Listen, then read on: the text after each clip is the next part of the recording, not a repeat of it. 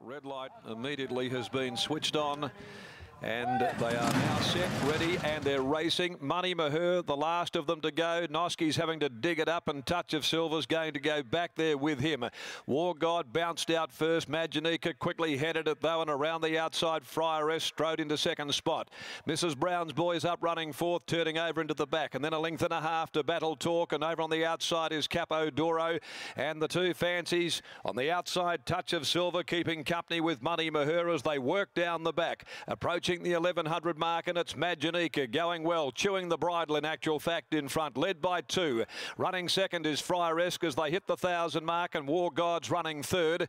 A little over a length behind the Mrs. Brown's Boy. Back on the fence to Battle Talk, and then Capo Doro, Money Maher, and now last of all is Touch of Silver. In this order they go by the 800. They're onto the side, and Maginica led the way by 2 lengths. Running second is Friaress, and War God third, as Maginica now ramped up the speed and extended that lead in front. Mrs. Brown's Boy back running fourth.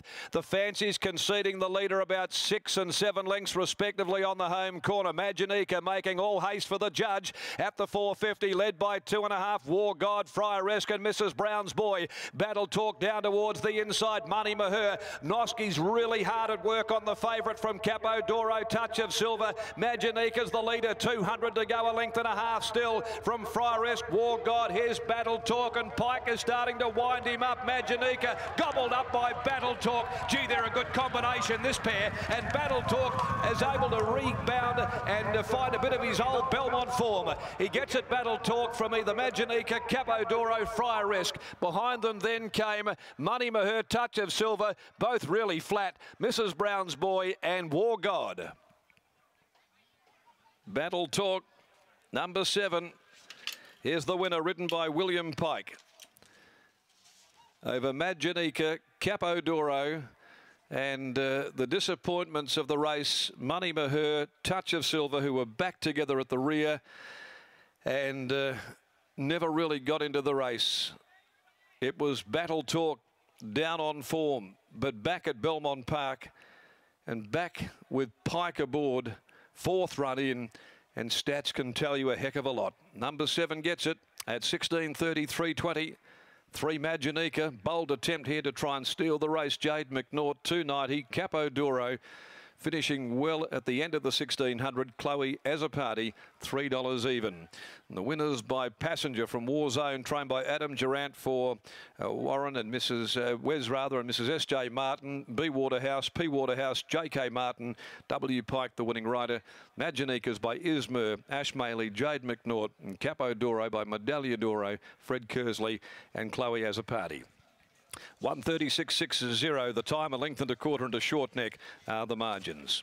The third today, the Nick Troop birthday handicap at 1:57. No changes there. As we head out now, we'll catch up with Britt Taylor in just a second or so as Pike now brings back Battle Talk over there with Britt after running their last 600 in 34.73. Well, he's got a great record on this horse, as we mentioned in the lead up to the race. He's now had 13 rides, 7 wins, 2 placings, and they got on like a house on fire this afternoon, Britt. They did indeed. The statistic there just reaffirmed Pike. You get on so well with this horse, and we know he loves Belmont. Usually with a bit more sting out of the ground is his go. What do you think was the secret today? Everyone forgot about him and he finally had his turn. It seemed that way. Talk us through the run that you got today. I had a very good run. I had a good barrier. I was sort of a bit concerned. We weren't tracking up that well, but he found plenty in the straight. He certainly did. Is that the key with him, is just saving him for that burst? And do you feel underfoot today in that straight that just a bit softer going? Because that it seems to be on paper when he's gone the best is when there is a sting out of the track. Well, it's definitely not softer out here today. It feels quite firm and fast.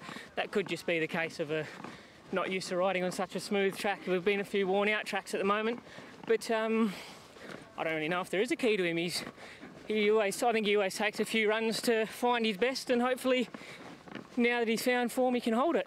Well, hopefully that's exactly what it was. Well done. Thank you. Yeah, thank you very much to Brittany Taylor catching up with William Pike. Adam, geez, this horse, well, he's the face of Belmont. You just have to look at your race book today, and he doesn't let the promoters down, Battle Talk. No, he's, look, he's, to be honest, I said to Wes, I said, I think obviously Money Mahar and Touch of Silver will be too strong today. And when you watch the race, they were in a lot of trouble a long way out, those two horses with the tempo. And when you watch him on the corner, you could see Battle Talk, travelling really well, and probably about the only horse that was travelling apart from the leader when he upped tempo. So, no, look, I honestly thought we'd have to wait for the rain to come. The horse is in good nick, and his work on Tuesday was probably the best work he's put in since his purple patch last year. But I still thought, well, we're going to need the rain for these horses to come back to us a bit in the chopped up tracks, but more than happy to be wrong. What is it with these horses?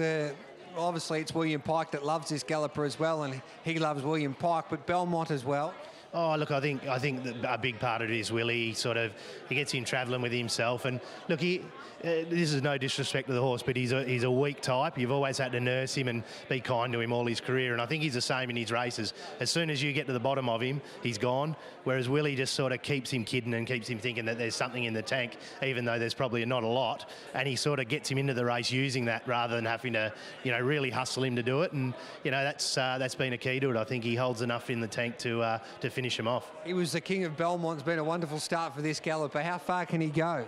Because it gets harder now. Oh, look, for sure it does. But, look, he's won with the 59 before in this sort of grade, and when the tracks sort of get wetter, he handles it. So, look, you never know. It's a race, and he's just one of those horses that comes to the races and pops up. So we'll just keep ticking over. Well done, Adam. Thank you. Adam Durant there, OK. The Doomben Eagle Farmer should say the Kingsford Smith Cup's not far away. Man Booker going around representing WA. So keep your eye on the big screen or the screens around Belmont for that Group 1 and cheer home the WA galloper in Man Booker.